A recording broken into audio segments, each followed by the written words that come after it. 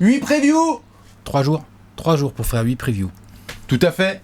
Ce sont les 8 previews en 3 jours. Le classique de Trash Talk, absolument pas. La saison régulière 2019-2020 est terminée. Ça change à chaque fois. Léon, c'est à la prod comme d'hab, vous envoyez des bisous. On s'installe peinard, vous le savez. La saison NBA régulière 2019-2020 est enfin terminée. Et donc les playoffs pointent leur nez. Et donc on fait des previews de séries. On a déjà fait 2. On se fait plaisir, on change de conférence. On va dans la NBA. Oh, t'es vache. Non. Oh, t'es vache. Non, mais évidemment, mais c'est un très belle série. guy. C'est une très belle série. En termes d'impatience, sur mon échelle de l'impatience, elle est tout en haut cette série. Clippers Mavs. Il y a d'autres séries qui sont très très haut aussi sur mon échelle de l'impatience, mais celle-ci. C'est vrai qu'il y a Chris Paul Westbrook. Quand même. Pas Chris Paul Harden. Tout à fait. Ou Warren Butler. Ouais, voilà. On y viendra. Vous inquiétez pas. Celle-là. Comment ne pas être hypé pour Dallas face à Los Angeles, les Clippers. Cette série elle est très attendue. Le 2e contre le 7e. Le modèle, vous le savez, il n'a pas changé. On fait cette preview en 4 parties. La première, c'est la dynamique des équipes. Comment est-ce qu'on arrive dans la bulle d'Orlando, est-ce qu'on a mis son masque et comment on arrive en playoff.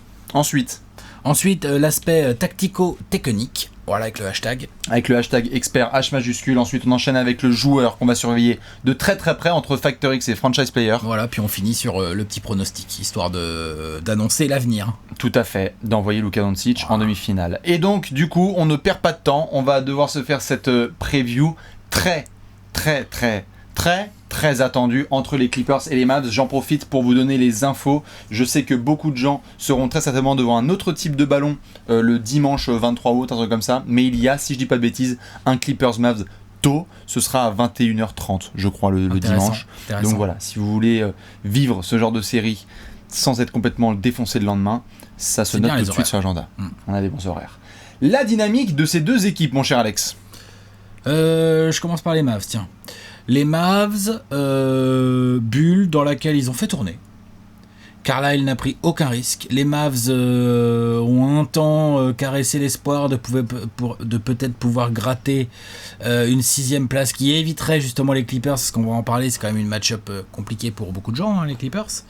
Mais bon, il y a eu ce match-là avec face à la baie du Jazz, notamment entre B contre B, tu vois, où on a vu vraiment Carlisle faire tourner son effectif. Porzingis, il n'y a eu aucun risque de prise sur lui. Il y a eu un autre match aussi où Doncic, il est parvenu à la mi-temps, il a joué 16 minutes. Enfin, ils ont fait tourner. Et le début de bulle, enfin, ils ont combien de... Ils ont des défaites dans le Money Time. Ils ont 5 défaites en tout. Ouais. Les Suns, Les Suns, on les bat 2 fois. Ouais, tout à fait. Tu l'as juste, excuse-moi, sous les yeux, celui de Dallas ou pas? Non, pas du tout. Pardon. Non, excuse-moi. C'était juste, je crois qu'un des thèmes dont on parlait, si je dis pas de bêtises, c'était l'incapacité des Mavs à bien finir leur match. Disons qu'ils nous ont fait un petit peu bader sur plusieurs fins de match. Je te dis notamment face aux Suns. Ça a été une galère contre les Kings limite. Ouais. Attends, bouge pas. J'arrive. Ça a géré au final Luka en 30-20-10 là limite. Donc Suns, tu sais, on les bat de 2 points. La défaite en overtime en inauguration de bulle contre les Rockets. Ah bah ouais. Ouais.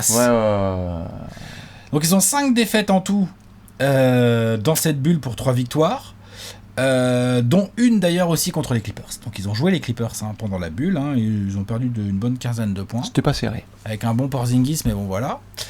Donc en termes de dynamique, on peut pas dire qu'ils aient passé un cap ou qu'ils nous montrent réellement une vraie montée en puissance.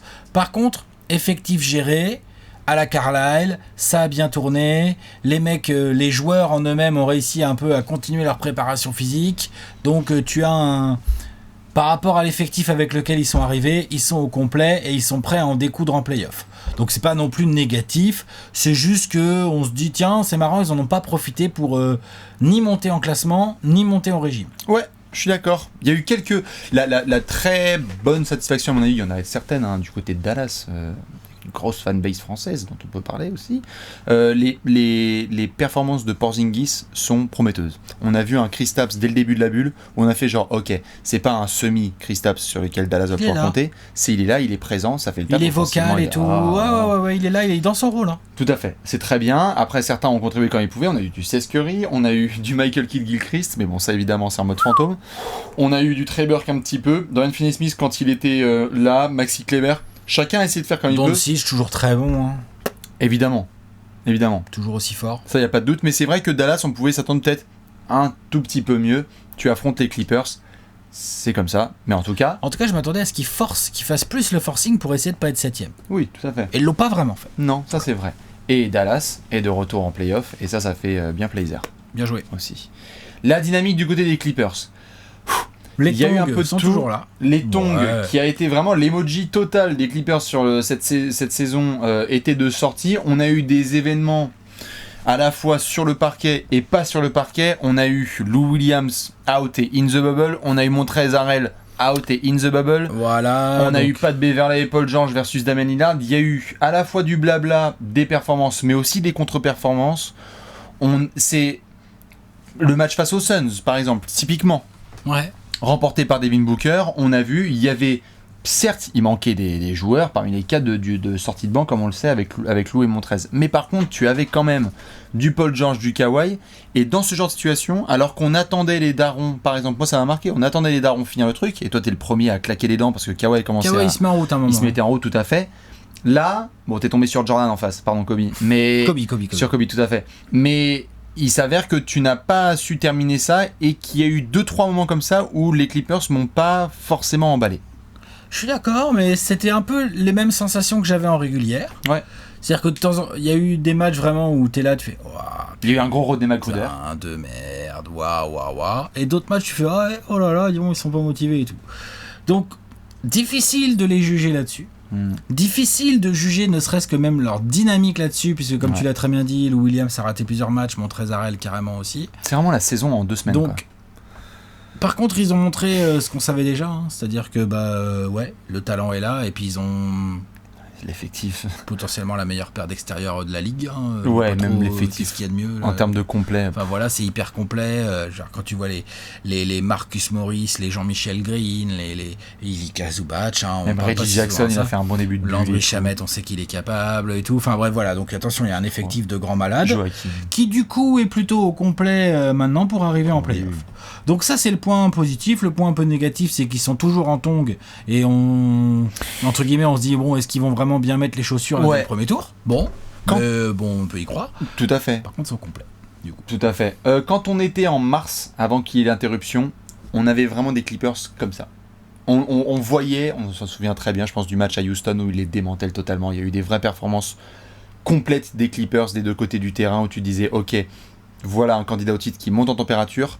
La suspension de la saison, tu te dis peut-être qu'ils peuvent revenir. C'est vrai que là, le fait de ne pas être totalement en groupe, parce qu'il n'y avait pas du Lou Will ou du Montrezl, ça a un peu cassé la dynamique. Mais là, ça va être très intéressant à suivre ce premier tour contre Dallas, parce qu'on a une équipe en face qui n'a pas peur, qui va vouloir attaquer fort, et les Clippers ne pourront pas se ramener justement en tongs, en fait. Ah non. Tu ne peux pas, là. Ou alors sinon tu vas saigner des doigts de pied, mais c'est déconseillé. Non, mais c'est clair, il y a trop de talent en face. Oui, je suis bien d'accord. Et puis, il va y avoir des choix tactiques à faire. Il va y avoir... attention, hein, il y a les choix tactiques qui vont demander de la concentration et de la rigueur. T'as vu la transition ? Le cut backdoor d'Alex, parce qu'on enchaîne sur le... Hashtag le point tactico-technique. Tout à fait, expert avec un grand H. Faites comme nous, faites semblant de vous y connaître en basket. Dans cette section, on va parler un petit peu de jeu et un aspect stratégique sur lequel on va mettre notre paire de jumelles, que ce soit côté Mavs ou Clippers. Dites-nous ce que vous en pensez. Alex, je me retourne vers toi. Le point tactico-technique, ça dit quoi ? Je vais pas regarder que les Mavs, hein, mais je suis côté Mavs sur ce point tactico-technique. La question que j'ai envie de me poser, c'est Rick Carlisle qui a réussi autour de Luka Doncic à développer une des attaques qui, d'un point de vue statistique avancé, est l'une des meilleures de tous les temps. C'est quand même pas rien. Ça va. Quel va être son choix tactique là pour avoir une chance de gagner cette série? Quand je dis une chance de gagner cette série, c'est dans le sens personne va m'enlever, personne va me contredire, je pense, sur le fait que les Clippers sont favoris. Donc quand t'es pas favori, que t'as fait 7ème et que tu joues le 2ème, mais que t'as quand même des sacrés arguments, quel va être ton plan tactique dans la continuité de ce que tu as produit en régulière, c'est-à-dire une équipe très offensive avec une défense average? Est-ce que... Tiens, je te pose la question. Donc, c'est quoi le plan des Mavs pour gagner? Est-ce que tu tu unleash complètement l'attaque et tu y vas et tu dis let's go, on veut des matchs où ça score dans tous les sens? Ou est-ce que tu te dis contre les Clippers qui sont capables de contrôler le rythme d'un match, c'est pas forcément notre meilleure option, on a envie de jouer demi-terrain parce que Luka Doncic est un monstre sur demi-terrain? En fin de match, certainement, tu voudras peut-être faire ça. Mais dès que tu peux, Dallas, tu utilises ton arme numéro 1, t'imagines ? T'as réussi à créer la voiture la plus rapide du monde et on se dit non, je vais peut-être rouler à 60. Ouais. Moi, je crois que c'est ça. Tu peux pas. Donc, Tu peux pas. Dallas doit réfléchir, et Carlisle en tête, à quel est le plan tactique pour essayer de gagner des matchs. Il faut gagner des matchs pour gagner une série. Hein. Hashtag analyse fine. Je pense qu'ils ont intérêt à être dans la continuité de leur régulière, c'est-à-dire on y va. Tim Hardaway Jr. Ok, faut qu'il score. Texas. Seth Curry, quand il rentre, il prend ses tirs. Complètement. Et vas-y, Maxi Kleber, arrose, pick and pop, mon grand. Vas-y, c'est parti. Et Porzingis, évidemment, et Doncic aussi. Hein. Là, je parle pas d'eux volontairement parce que ils sont, dans quelle que soit la tactique, ils vont être vachement impliqués. On est d'accord que c'est. Je pose la question. On est d'accord que c'est quand il y a 120 que Dallas est à l'aise. C'est pas quand il y a 95-90. Ah non, mais les matchs en dessous de 100 points, on oublie Dallas tout de suite. Hein, s'il y en a dans cette série, si c'est un peu maladroit, pour moi. Ouais, clairement, parce que Clippers, eux, ont la capacité à, si le besoin s'en fait trop sentir, à faire genre. Alors attends. Voici les menottes. Le blondinet là.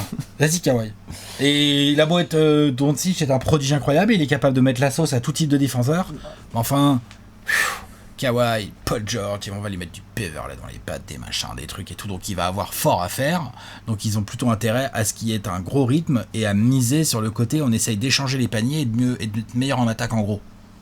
C'est l'angle sur lequel ils peuvent. Mais ça va pas être simple parce que les Clippers en attaque, attention, ils nous ont montré aussi qu'ils étaient capables d'être des grands fous. Paul George peut devenir fou. Enfin voilà.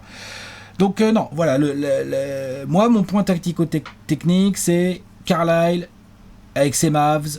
Comment tu fais pour te mettre en position de gagner des matchs ? Pour moi, c'est le rythme, bien évidemment du pick and roll, et il faut que les points viennent de tout le monde. Hein. S'il y a que Doncic et Porzingis, ça va pas le faire. Je suis bien d'accord.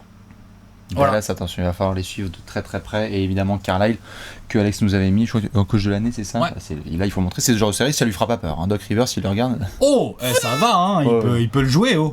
On est d'accord ou pas ? Le pire que joue. Voilà, c'est ça. Désolé, Doc, hein, mais c'est très bien, hein, mais c'est juste, c'est pas tout à fait la même cam. On venait d'en parler dans la dynamique. L'attitude des Clippers, ce sera le point de focus complet chez Bibi. C'est bon, on a parlé de Tongue, on a parlé de titres, on a parlé de choses. Tous les ans, on revient. On peut pas activer le switch on-off, etc. Machin. Attention, ils sont deuxième à l'ouest, donc c'est pas comme s'ils avaient fait une saison de trompette. On est d'accord. Sauf que là, c'est quels Clippers qui jouent cette série face aux Mavs qui sont potentiellement dangereux avec une superstar et un très bon lieutenant à leur côté et une attaque all-time. C'est une série que tu gagnes en 7 matchs parce que t'en as perdu 3 parce que t'as eu la giga flemme, ou est-ce que c'est une série en 4 ou en 5 parce qu'en fait, ouais les gars, quand on a fait ce recrutement et qu'on était chaud, on est là pour remporter le titre. L'attitude des Clippers. Est-ce que, quand tu mènes de 18, est-ce que il y a, comme on l'a vu plein de fois, parfois avec Doc Rivers et avec ses joueurs, où en fait ça laisse revenir à 6 et à 4 parce qu'ils ont la capacité offensive de revenir à 6 ou à 4, ou est-ce qu'en fait tu fais non, ta tête elle est sous l'eau, on reste sous l'eau, on monte de 18 à 25 et à 30 en fait, comme on l'a vu en février ou en mars. Les Clippers, c'est bon, on a bien parlé, on s'est bien marré avec Pat Bev, avec Paul George, avec Lou Will, avec Montrezl Harrell. Génial, hein, dans les faits divers. C'est une équipe à grande bouche. Hein. Et c'était génial. On était là, en sortie de match à Paris. On a vu Kawhi dans un strip club. On a vu Lou Will là qui est rentré. Haha, trop drôle. Deliveroo. Il allait dans un strip club. On savait même pas pourquoi il était là. Genre, en fait, il y a un moment où soit tu as fait ça pendant la régulière, on ferme le bouquin, et quand les vrais garçons, les grands garçons là démarrent les playoffs, est-ce que là tu vas avoir une attitude de champion ou pas? Et le but, c'est pas juste de se qualifier en demi. Parce que si on dit oui, mais c'est bon, ils se sont qualifiés en demi et donc ça va. Non. Là, la dynamique, c'est de se ramener en demi, puis de monter encore d'un cran, puis de monter d'un cran. Parce que ce soit en demi, en finale de conf ou en finale NBA, je touche du bois pour eux s'ils y vont, ça va pas être contre des quiches. Donc il faut se mettre. Là, déjà, leur premier tour, il est tendu. Et le premier tour. C'est pas un cadeau, Dallas. Et merci, et c'est exactement ça. On a dit, nous, quelle était une des pires équipes à affronter au premier tour des playoffs, toutes conférences confondues. Tu veux pas te taper les Mavs. Donc, attention les Clippers, et attention Doc Rivers, et attention les leaders, etc. Je veux pas qu'il y ait des histoires de oui, c'est bon, on est passé. Non. Il faut le score, il faut la manière. Ouais, pour monsieur les Clippers. Ouais, tout à fait, c'est bien. Dites-nous ce que vous voyez sur le point tactico-technique. Alex nous a fait un focus avec les jumelles sur monsieur Rick Carlisle et Bibi sur l'attitude des Clippers. Un petit joueur ? Il y a du choix là. Hein. Oh putain. Y a-t-il des joueurs intéressants ? Ouais. T'as qu'à commencer pour une fois, parce que je voudrais pas te piquer ton joueur. Ah, en joueur intéressant. C'est quoi ton joueur à suivre? T'as du choix, il y a du choix là. Ouais. Ah mais moi c'est bon. En fait, dès que je savais qu'on allait faire cette preview, c'était carré. C'était qui ton joueur? Playoff P. Le surnom est là, Paul George. Qu'est-ce qui s'est passé ces dernières années en playoff? On met souvent de côté ce qui s'est passé avec les Pacers, où ça a été très très fort au début, on oublie, alors qu'il a été capable d'aller quand même loin. On oublie un peu vite. Ah non, mais je suis d'accord. Chris Bosh, il y pense encore, lui. Il y pense aussi, oui. Birdman, non, c'est le Birdman, c'est pas Chris Bosh. Mais Chris Bosh aussi, il a dû penser sur 2-3 switches. Paul George, on s'est bien marré au ici, on s'est foutu de ta gueule, bad shot, beaucoup de blabla, Lillard qui l'envoie à la maison, l'année précédente. Enfin, il y avait eu des problèmes à l'épaule, etc. On savait qu'il y avait eu des soucis. Mais là, est-ce que Paul George, qui s'est barré d'OKC, il n'est pas venu pour collectionner des pins à Los Angeles? Il a l'air à 100% en plus là. Il a l'air à 100%. Il est toujours aussi smooth et il est capable de faire des matchs où tu dis genre waouh, c'est une superstar, faut pas l'oublier.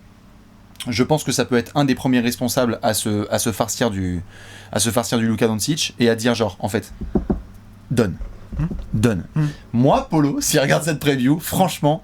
C'est pas contre Dallas, mais j'aimerais qu'un mec avec autant de talent dise à un moment ça suffit. Surtout que de l'autre côté, ils vont lui mettre qui dessus? Ils ont quoi pour défendre Paul George? Bah, Dorian Finney-Smith va être sur Kawhi ou il va switcher sur l'autre. Tu auras peut-être du Luka ou du Tim Hardaway Jr. Donc, excuse-moi, Polo, s'il commence à prendre feu, il y a moyen que ce soit un peu chiant. Peut-être qu'ils mettront du Dylan Wright ou d'autres gars, mais c'est trop petit. C'est trop petit. Maxi Kleber sur le drive, il est rapide, il a du handle et tout, c'est chaud. J'attends du Kawhi, j'attends du Lou Will, j'attends du Montrez, j'attends tous ces gars-là, Pat Bev et compagnie et tout. Mais Paul George, le surnom il est donné depuis le début, c'est Playoff P. Il peut même me faire une série, tu sais quoi, j'accepte ça. Il peut me faire une série à 12 points de moyenne. Mais si derrière défensivement, il fait une dinguerie sur Doncic, moi, il n'y a pas de problème.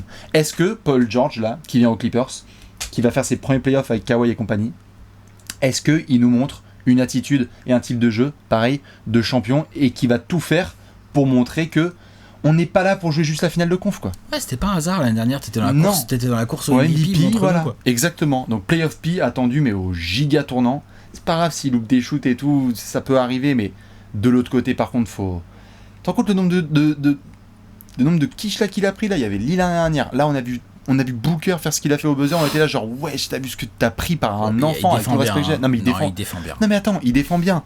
Là, sur le shoot de Booker auquel tu fais référence, il mais il y a plein de gars qui finissent des séries playoffs et comment on a vu où il y a des gars qui finissent à 35 points de moyenne, mais en fait ils ont pris 35 tirs pour arriver à 35 points de moyenne.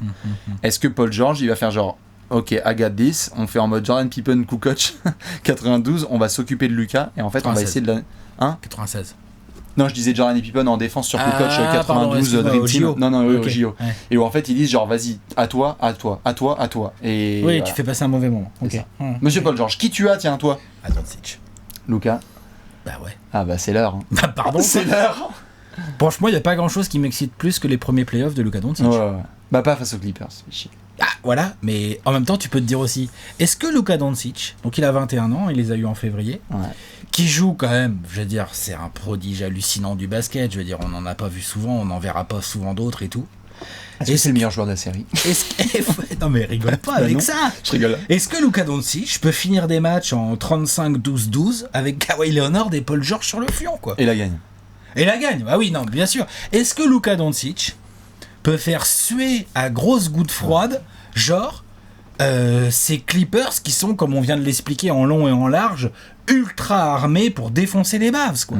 J'aurais pu prendre Porzingis aussi, qui peut devenir une match-up assez chiante pour la défense des Clippers, mais ils sauront lui rendre de l'autre côté. Et d'ailleurs Doncic aussi. Doncic, il défend sur qui là, côté Clippers? Non, bien sûr. Il défend sur Pat Bev? Il se cache? Ou est-ce qu'il se met un peu sur du Kawhi et du Paul George, qui du coup vont essayer de lui faire ses fautes? Bien sûr, bien sûr. Tu vois? Donc non. Là vraiment, quand cette série va commencer, j'ai envie de voir ce que vont faire les Clippers et tout, mais je vais vraiment être focus sur Doncic, qui a quand même un usage rate absolument énorme, qui va avoir beaucoup de ballons, qui, comme l'a dit Bastien en long et en large, va avoir des gros défenseurs déterminés sur lui, parce que c'est le petit jeune, le prodige, qui peut faire de l'ombre aux stars et tout. Est-ce que Doncic est capable de soulever deux des meilleurs défenseurs extérieurs de la ligue? Est-ce que c'est genre Magic Johnson les 1980 tu vois, genre à un moment donné... Oh de Dieu. Bah, genre t'as beaucoup parlé de Paul George, mais je pense que Kawhi va pas mal s'y coller aussi. Enfin, genre... Voilà, donc là je suis vraiment très curieux, sa vision est incroyable, ses shoots sont pas toujours les mieux choisis, mais il arrive à avoir des pourcentages honnêtes, au moins dans ce qui est pénétration. À 3 points, des fois, il me fait un peu bader, mais voilà, ça dépend. Mais est-ce qu'il est capable de faire ces espèces de petites pénétrations, là, où il a le mec sur le dos, et puis il y a le pivot qui arrive, et hop, vas-y, je mets mon flotteur, ou hop, vas-y, j'envoie le petit lob, ou hop, je sors dans le coin. Est-ce qu'il est capable d'avoir cette maîtrise du tempo, de l'espace, de trouver le bon mec dans les corners, avec des défenseurs aussi forts sur lui? Moi, je pense que oui. Je dis pas. Vas-y, mon grand. Je pense que oui aussi. Sauf que là, putain, c'est ses premiers playoffs. Et dès le premier tour, c'est Kawhi Leonard, c'est Paul George. Ça va être quoi d'autre sur lui? Ça va être. Qu'est-ce qu'il y a d'autre à mettre? Pourquoi pas Marcus? Mais il est peut-être pas assez mobile. Il va aussi se taper un peu de Beverley, là, en mode petite teigne ou quoi. Ouais, d'aller chercher Ivica sur les switches et tout. Enfin, ils vont s'éclater. Hein. Voilà. Donc du coup vraiment, alors là clairement pour moi mon joueur à suivre, voilà, c'est vraiment Luka, parce que ce qu'il fait depuis 2 ans en NBA est absolument historique, son talent est hallucinant, et là il a pas trop la pression finalement, parce que même s'il se fait déboîter et que les Mavs sortent on dira bah ouais il est jeune, bah ouais ils étaient pas favoris, ils sont trop forts les Clippers, il a pas une pression si folle que ça, tu vois, enfin il a la pression un peu, mais ça justement profites-en. Et genre, vas-y, surprends-nous, montre-nous que tu peux vraiment faire sauter n'importe quel verrou, en fait. Ça lui fait pas peur, je suis d'accord. On attend tous ça, les premiers playoffs de Luka, même malgré l'affiche. Il le dit lui-même, il fait, les gars, franchement, moi, les playoffs, j'ai joué déjà au plus haut niveau en Europe. Ouais, enfin bon. Non, mais bien sûr, mais ce que je veux dire par là, c'est que les grands rendez-vous, on sait ce qu'on va avoir avec Luka.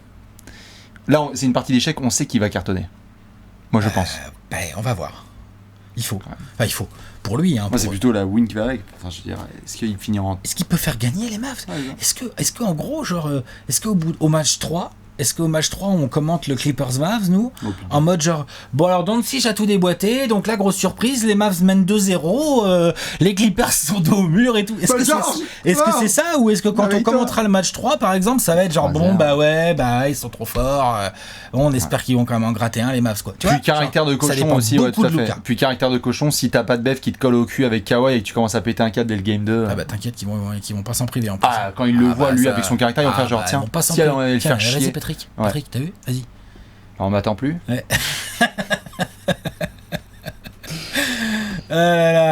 Oui, Luka pour Alex, évidemment, le Wonder Kid, le Wonder Boy qui sera très attendu, et Playoff George pour moi, évidemment, Paul George, pardon, évidemment. Playoff P qui sera très attendu, évidemment, tellement de joueurs et tellement de gens qui sont attendus. Dites-nous qui vous avez, nous on va devoir enchaîner avec le pronostic. Allez, pronostic. Pronostic time. Réfléchissez bien pendant qu'Alex le fait aussi. On se craque les doigts, on réfléchit, on le met dans les commentaires et après on fait capture screen pour le ressortir dans 2 semaines ou dans 10 jours. Attention, ça peut aller vite. Clippers, Mavs, il me faut un vainqueur et un score de série. Ah bah éclate-toi. Tu vois, sur mon carnet là. Éclate-toi. Sur mon carnet, j'ai écrit 4-1 Clippers. Oh. Mais en fait.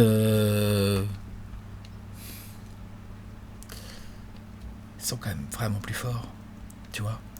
Si, comme tu l'as très bien fait remarquer dans ton point tactico-technique, putain, s'ils sont déter en équipe, c'est... Enfin...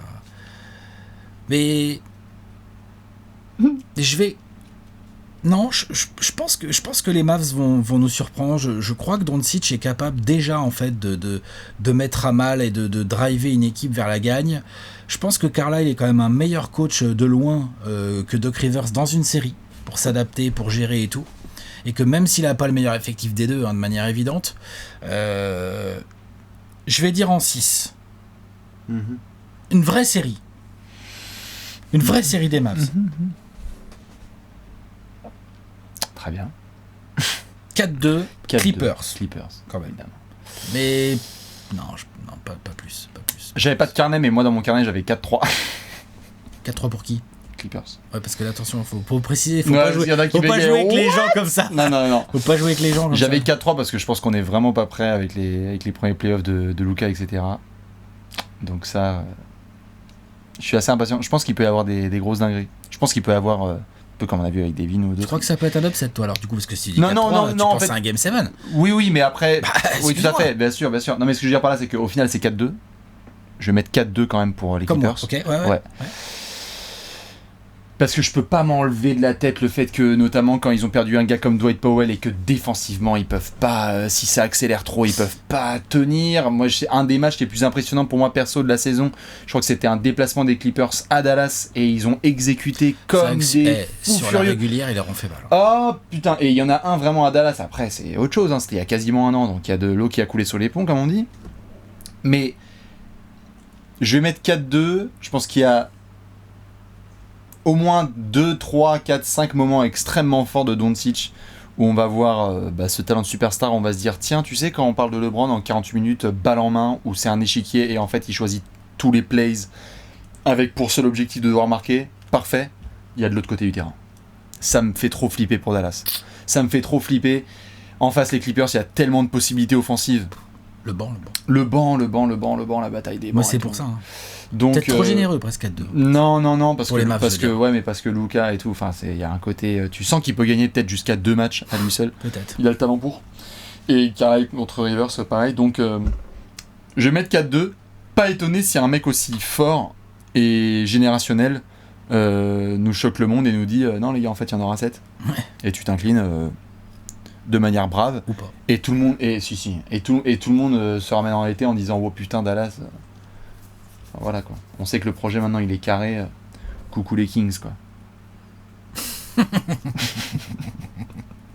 L'enfoiré. C'était cadeau. Ok. Voilà, donc 4-2. Nous sommes d'accord, 4-2 Clippers. pour les Clippers qui vont donc en demi-finale de la conférence Ouest pour nous. Dites-nous, qu'est-ce que vous avez comme pronostic et même avis global sur cette série entre Los Angeles et Dallas.